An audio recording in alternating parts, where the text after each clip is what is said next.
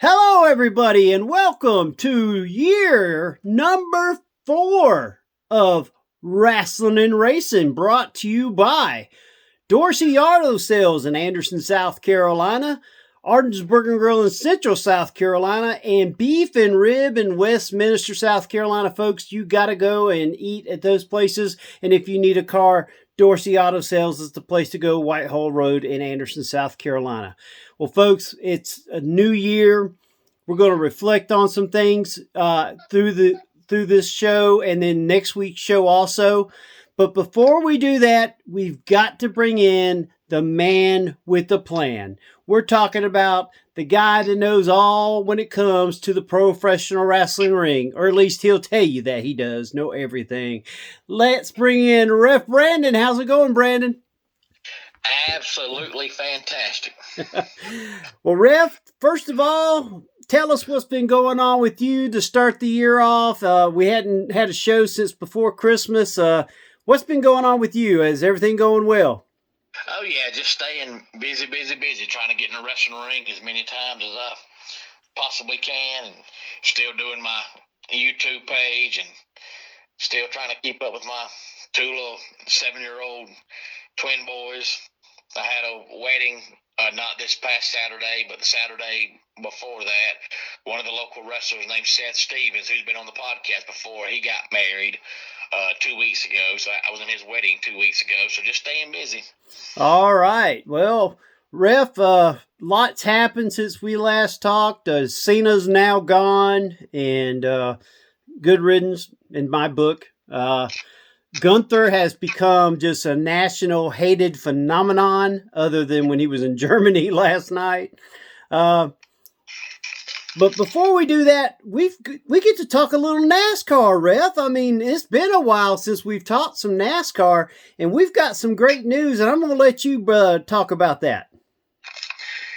Yeah, a lot's been going on in the NASCAR world. It's hard to believe that the NASCAR off season is so short, but in such a short amount of time, there's always so many changes, and they changed the points yesterday. They announced the change. It's pretty much back, not exactly, but almost exactly to what it was before it changed the first time. They started the original chase back in 2004, and then for whatever reason they started the elimination stuff in about 2014, and that was a bad idea. They've pretty much gone back to the way it was the first time. It's still not one long season, and now it's 26 races like it was, and then still 16 drivers make the playoffs. You and I talked about this a couple of months ago when they said changes were coming. I said, Jay, why don't they just have a 10-race playoff, and the driver that gets the most points in 10 races wins the championship? And you said, that's too simple. That's actually exactly what they're doing. Yep. They're still going to have 10 races just like it was, but instead of being one race elimination, there's not going to be no elimination. It's just 16 drivers, and whichever driver gets the most points in 16 races wins the championship. So they've calling it the chase instead of the playoff, and now instead of 40 points for winning a race, you get 55 points for winning a race, and the driver that wins the season championship will have a 50-point lead over second place, and then there'll be 25-point lead from second to third, and then fourth on back, it's 5 points between each driver, and it's no longer going to be win and you're automatically in, which is a good thing. So now you can win a race and you're still not guaranteed to make the chase. It's all about consistency, which is the way it should be. Because, Harrison Burton made the playoffs 2 years ago because he won, I think, at Daytona, and he was absolutely terrible the entire year. Yeah. So I do think, winning a race should mean something, but you shouldn't have 25 awful races and then have one good race and make the chase. So now, if you win a race, it does you no good. You're going to have to be consistent throughout the rest of the year, and I love that too. So it's pretty much the way it was before they changed it and made it elimination-based. So I love it. I absolutely love it, and I agree with Mark Martin. Mark Martin was the one that mostly was behind this, saying, hey, we got to do this, we got to do this. And since he's the most respected driver of all time, people got behind him and agreed with it. And it's about the best you can do without going back to the way it used to be, where it's just one long season. So now every race is going to mean something all year long, because now you can't win a race and say, well, I'm in the playoffs, because you may not be. You got to keep trying to win more. So I love it. And now they've gone back to manufacturers. You can actually look now and tell which one's a Ford, which one's a Chevy, which one's a Toyota. You got Dodge coming back this year, going to be in trucks, but I say they'll be back in Cup in the next 2 years. North Wilkesboro is no longer an all-star race. It's actually on the schedule this year as a points race. Yep. Dover is going to be this year's all-star race, and Rockingham is back in the Truck Series and the O'Reilly Series, and I say it's back in Cup in about the next 2 years as well. I agree. I think NASCAR actually is making the right spots as far as where they should go back to grit the grassroots. I mean, a lot of people, were saying, well, you need to get across America. Well, being across America isn't what made NASCAR popular. It was a Southern type thing. It was all about moonshine racing. And I think that what they did was the right thing, the right call. Me and you both didn't think they was actually going to do it, but I think when it all came down to it, they saw that the numbers and the people that wanted it back were just overwhelming, and the people that were, turning away because they had just lost touch with the true NASCAR fan base. Yeah, I think the main thing that made them change this was last year the TV ratings were up pretty consistently all year long until the playoffs started. And when the playoffs started, the TV numbers dropped tremendously.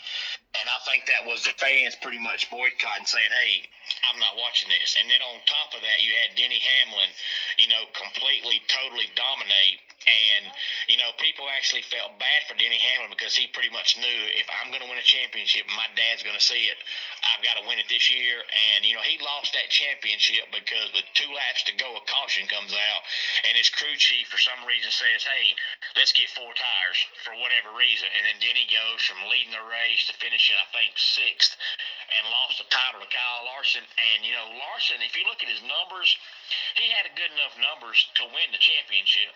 But if you watch the season progress, you felt like Denny Hamlin, lost the championship just based on bad luck. And you shouldn't have the season Hamlin had, and then it come down to 2 laps to go, and a caution comes out. So I think between the TV numbers and then seeing what happened to Denny Hamlin, NASCAR pretty much knew, hey, we got to change this. And I'm not a big Denny Hamlin fan, but, on his podcast, he talks about all the changes NASCAR needs to make, and they're slowly making those changes. So Denny Hamlin's actually helping save the sport, which is good, but I'm just not a Hamlin fan. Yeah. Well, we knew that, Riff. I mean, everybody that knows you're not a Hamlin fan, but at the same time, it's a respect thing. You know what I'm saying? Yeah, it is. And I don't like him at all, but, I watched that. You and I talked about it right after the final race. I said, I'm not a Denny fan at all, but, he deserved, that championship. But I hate to see, him lose, because there's been times in the past where he's lost the championship based on something he done. But, last year it was nothing he done, and he lost it all because of the caution coming out with 2 laps to go, and that's just awful luck.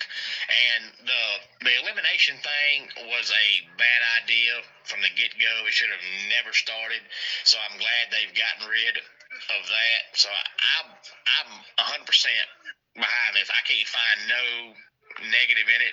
If you're a NASCAR fan and you have stopped watching because of some of the recent things that have happened, if you can't forgive NASCAR now, you're never going to. They pretty much come out and said, hey, we messed up. They brought back Rockingham, they brought back Dodge, they brought back North Wilkesboro, they brought back the manufacturers, they brought back the old points race system. So if you can't forgive NASCAR and move on now, you're never going to, because they've done all they can to get NASCAR back to its roots. So they're going in the right direction. And not only that, they saved 2 towns. North Wilkesboro, when NASCAR left, basically the whole town died. The same with Rockingham. Both those towns had built up, had hotels and everything, just had done everything they could to make a better place for fans to come and eat and all that. And then whenever NASCAR pulled out, those towns basically became ghost towns, empty restaurants. I mean, hotels moved out. I mean, the things, and I mean, I actually went to know Wilkesboro many years back, about 8 or 9 years ago, and it was just awful. I mean, that place was. I mean, it grass everywhere. I mean, it was just it was. I mean, the buildings were just depleted, and they have really been working to get NASCAR to get back to where they created all these towns and now bringing them back to where they need to be. Yeah, and I get why they've gone, overseas and out west, because at one time there was a slew of drivers like Casey Mears and Jimmy Johnson and Kevin Harvick that were all from California.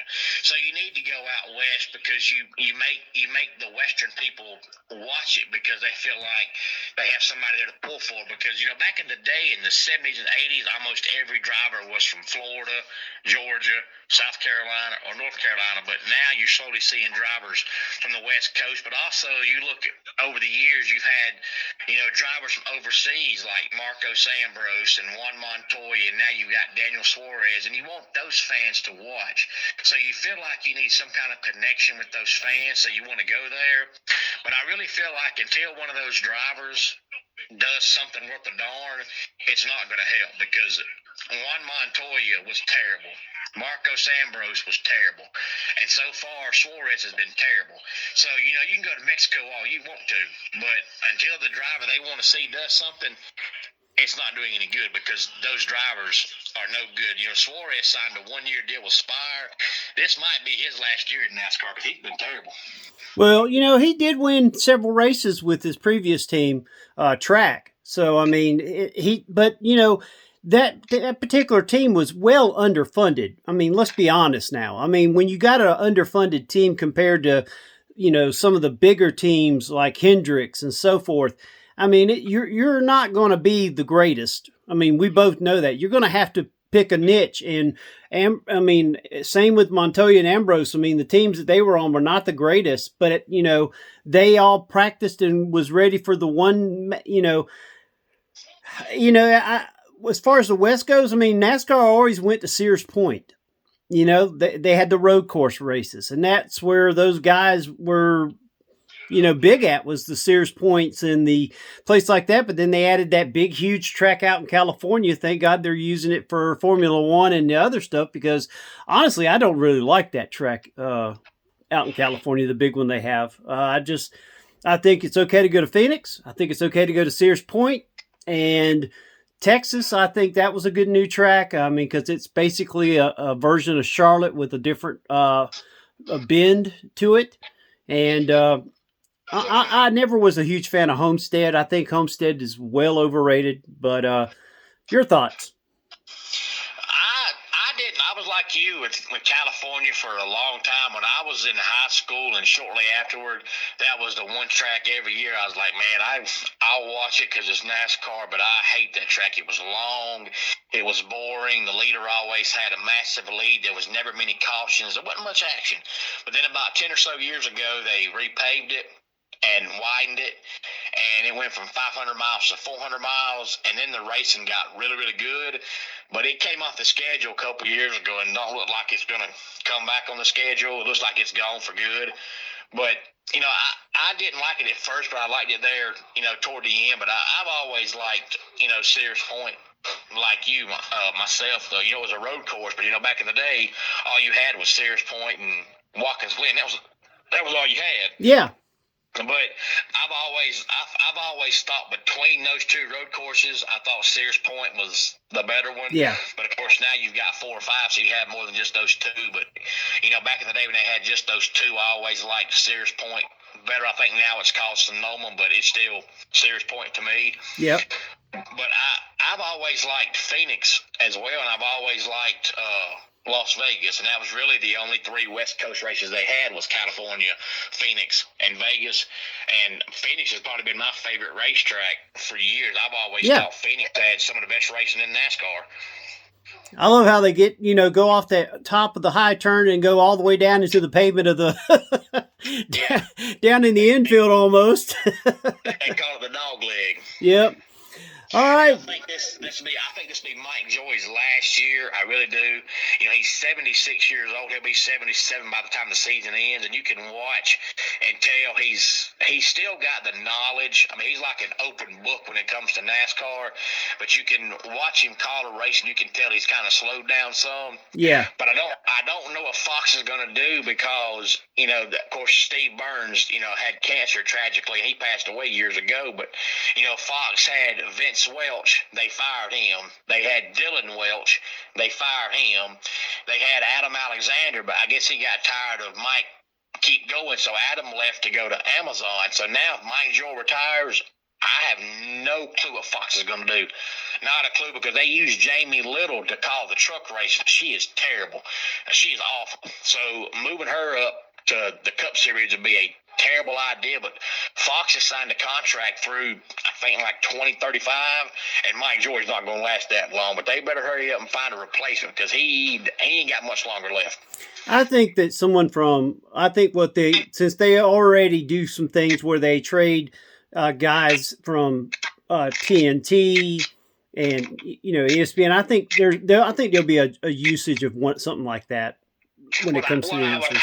What I hope would happen was they bring in Rick Allen. NBC let him go, and they put Lee Diffie in his spot. I've always liked Rick Allen. For whatever reason, most NASCAR fans just do not like him. I don't know why, because I think he's really good.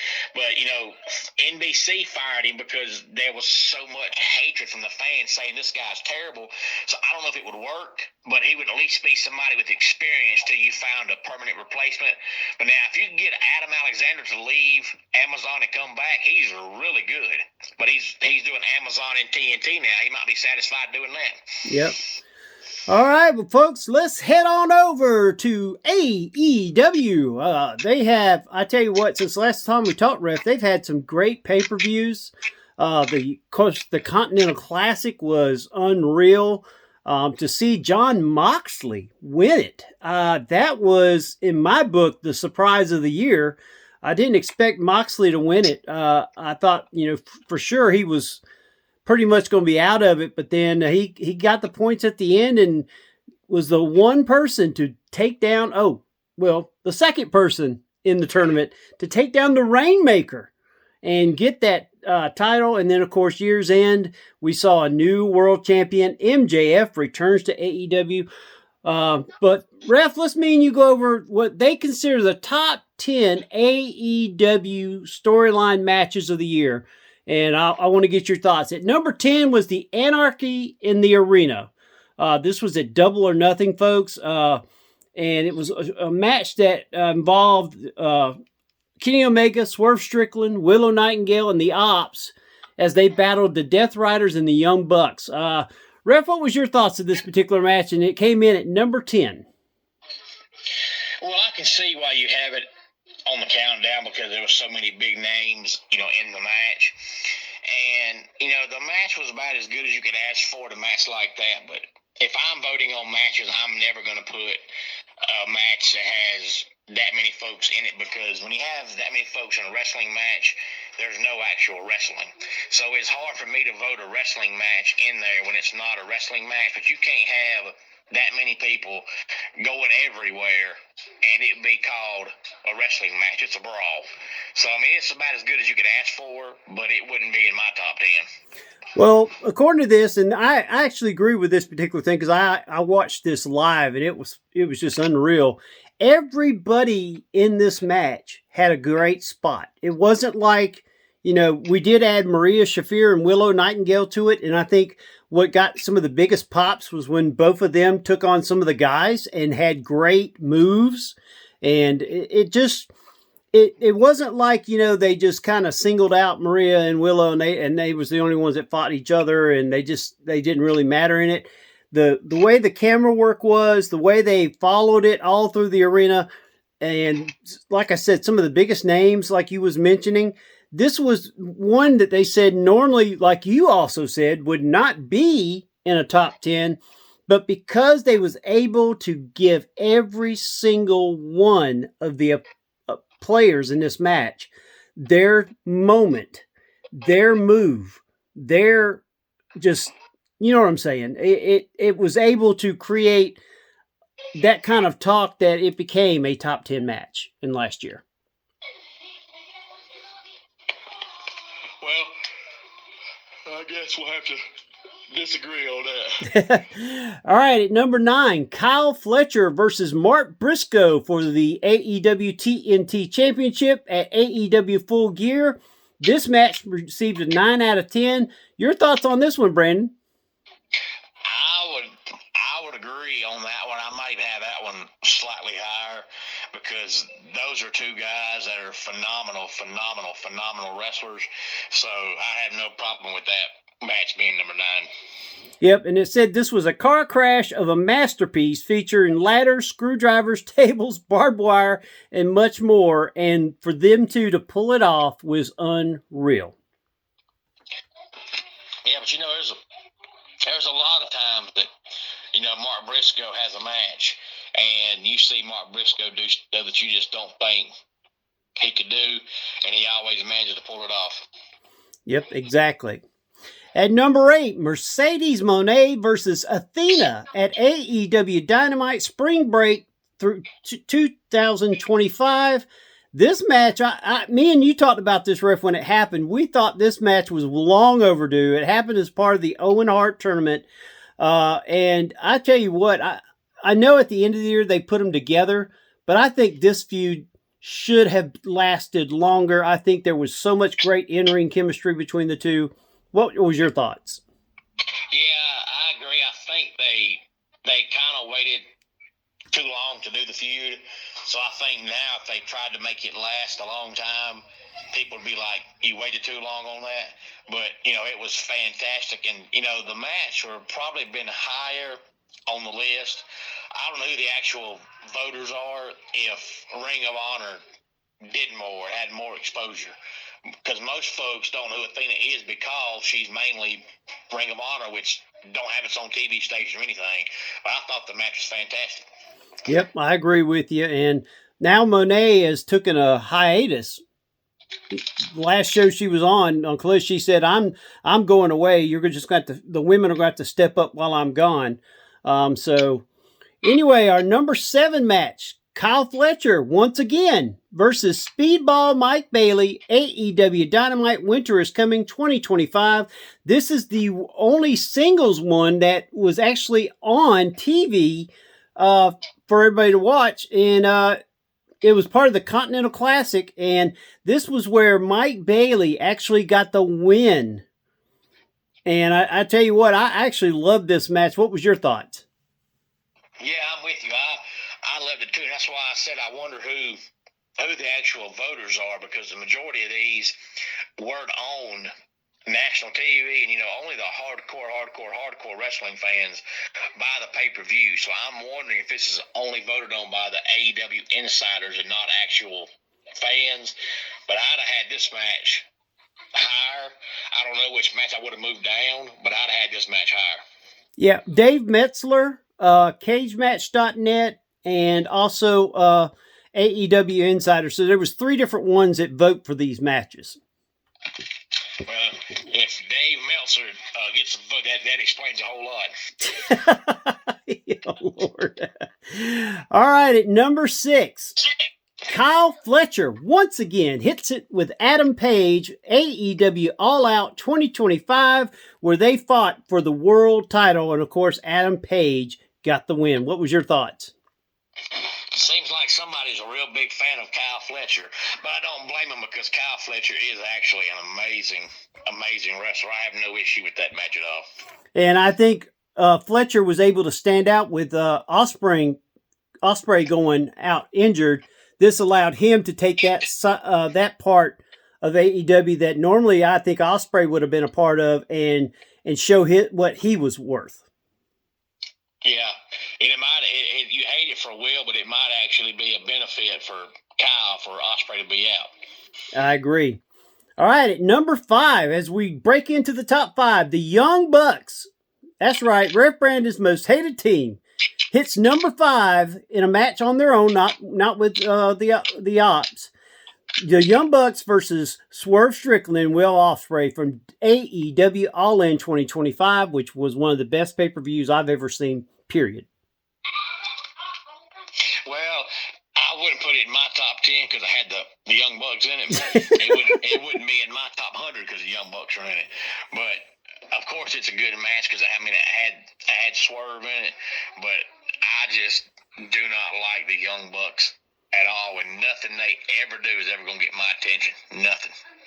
Well, folks, I actually love this match. The Young Bucks had started actually losing and not, getting over because they were EVPs. And in this match, they actually lost the EVP titles, quote. We all know it was storyline.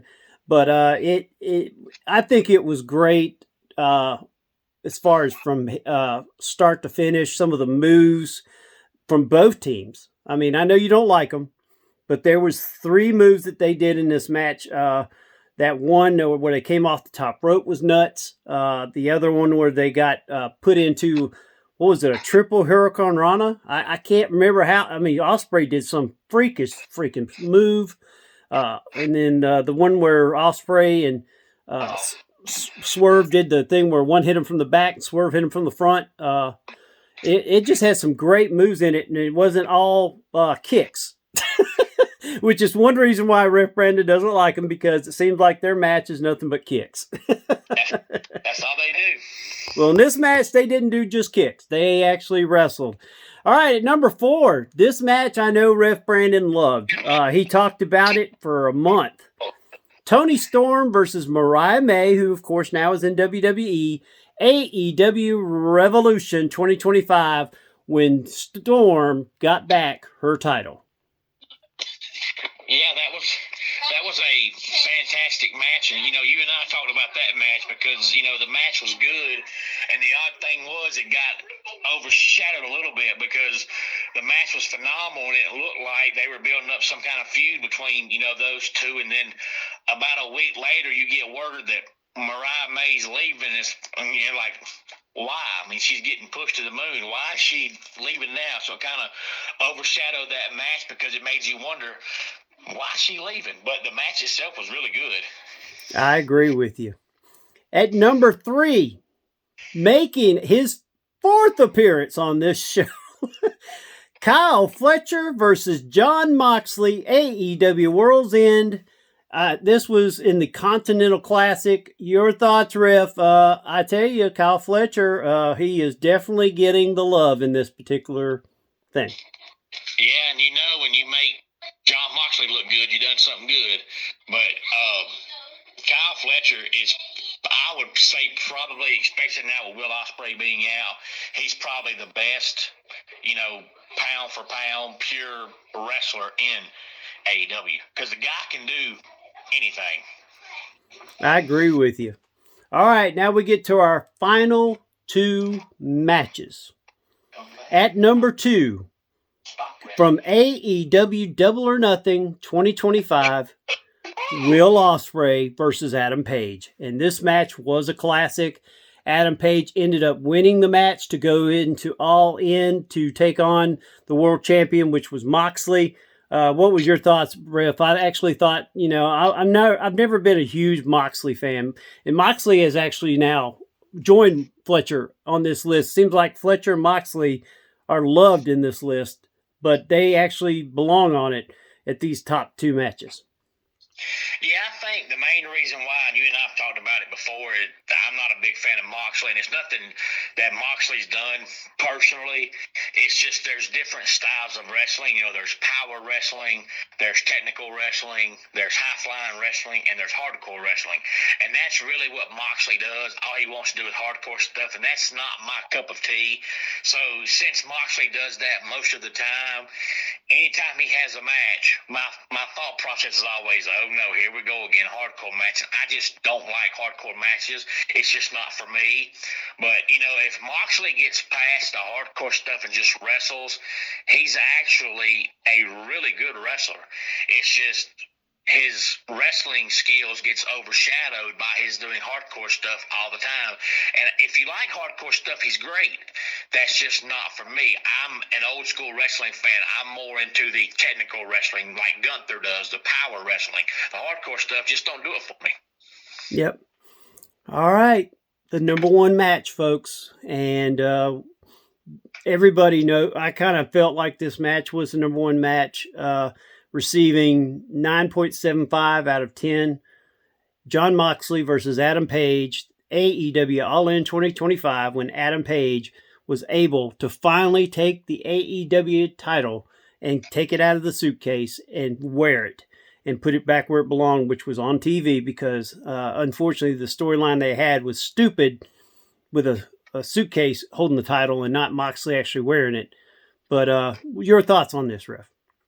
Yeah, it was a fantastic match, and you and I talked about it. When it happened, that whole storyline made zero sense, and that's been AEW's problem since it started. Pretty much is that their matches are great, but the storytelling just never makes any sense.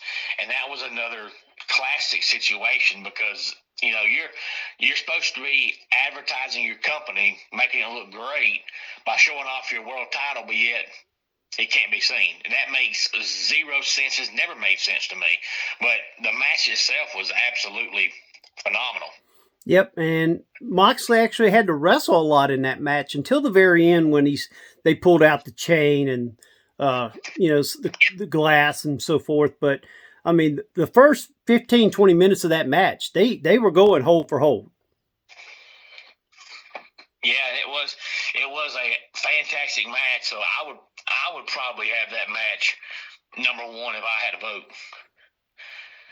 All right. Well, folks, that's going to do it for this week. Next week, we're going to dive into the WWE. Ref Brandon's going to give us his thoughts on the WWE, and we're also going to talk a little bit about the independent stars, guys that he sees each and every week. And one person I want to talk about is Jacob Ashworth. Last year was a great year for Jacob, a guy that's been on our show in the past.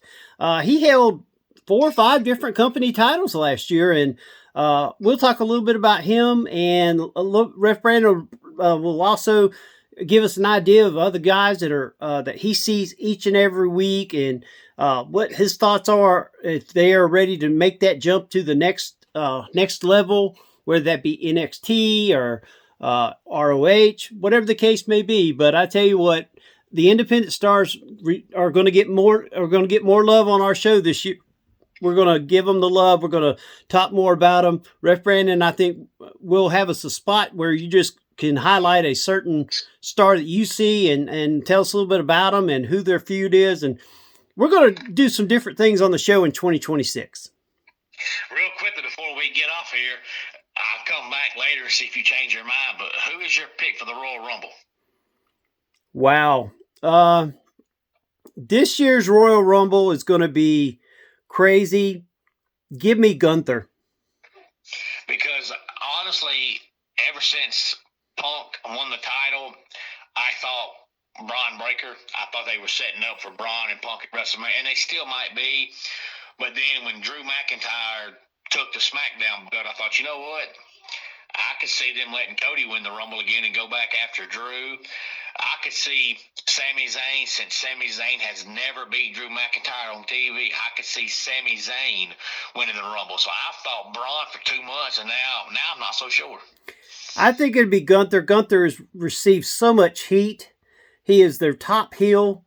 And I think regardless if it's Drew McIntyre or Cody Rhodes, one of them is going to be fighting against Gunther. If Gunther doesn't take on Punk, it's going to be whoever is on SmackDown. I think Gunther has got that kind of heat. He would bring a huge WrestleMania moment to somebody, whether it be to himself winning it or someone being the one that shut him up. I know you're a huge Gunther fan, and I think that because of the way they've brought him on, I think that it would make sense to let Gunther win that title. Yeah, I'm a huge Gunther fan because the man can flat out wrestle, but he's so hated right now and I think it continues. And I think he's going to be the one that retires AJ Styles this year as well. But he's so hated right now that I don't think he needs a belt. Because, he walks through the curtain now and he gets booed. So I just don't know if he needs a belt. He's already so hated right now, he could have no belt and still be hated. So I don't know if he needs a championship. Yeah, I think they still put a title on him because it would just bring it to a baby face to try to take it off. You know what I'm saying? To have a baby, you could build a baby face to take it away from him, like a Sami Zayn who beat him once before, beat him for the Intercontinental title. I think that would be more sense to me. Well, I guess we'll find out. Yep. All right, folks, we want to thank Dorsey Auto Sales in Anderson, South Carolina. We want to thank Ardensburg Grill in Central South Carolina and Beef and Rib in Westminster, South Carolina. Also, Pepsi Cola, GreenvilleSportsMedia.com, of course, our home. Thank you for joining us this week. Next week, we go WWE, talking about 2025, and we'll go over some of the storylines they got going on now. And, of course, we'll also pepper in some NASCAR because it's coming up soon, folks. It's today they was in North Wilkesboro doing some testing, getting of course, this year there's a power increase from, I think it was 550 to 760. Am I correct on that, Ref? It's at 750 now. 750. So there, a lot of the drivers are loving that, and the new compound that where they're putting the tires are wearing out a lot more, which means the driver means a lot more.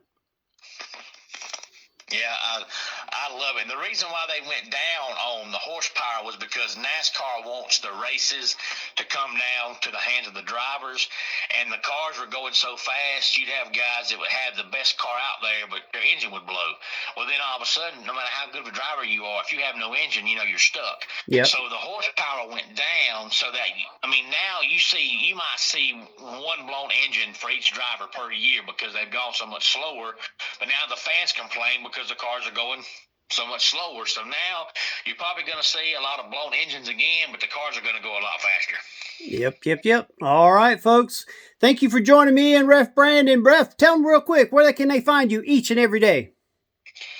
On YouTube, just about every day at Ref Brandon and the Todd family. It's 6 words, spell out the word and I talk college football, wrestling, basketball, baseball, NASCAR, wrestling, and I do top 10 countdowns that sometimes aren't about any kind of sport whatsoever. And there's a dad joke in almost every video, and I love dad jokes. So there's something for everybody on the channel. So check me out almost every single day.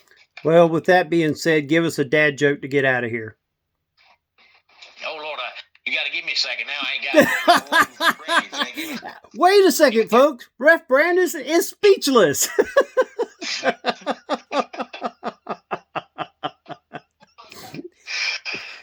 been thinking about buying a new underwear brand, but I'm not sure. Is anyone available for a brief chat? Oh, my God. All right, folks.